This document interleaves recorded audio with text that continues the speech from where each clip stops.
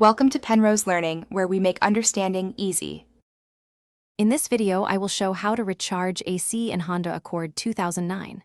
First, park on level ground, turn engine off, and wear safety gloves and eye protection.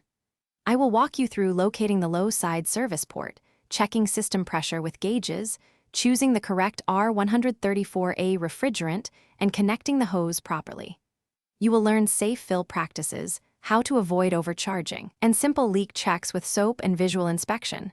Let's begin now.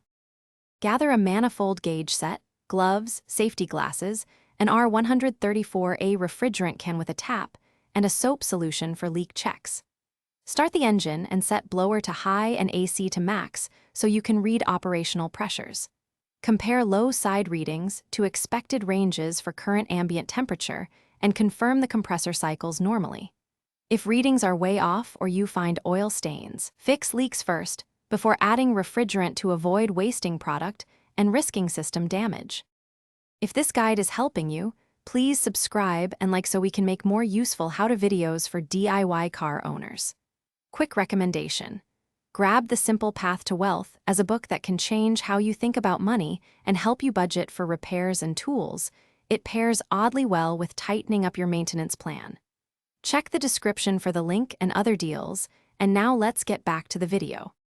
With engine running and AC set to max, attach the low side hose to the correct service port and ensure a snug connection.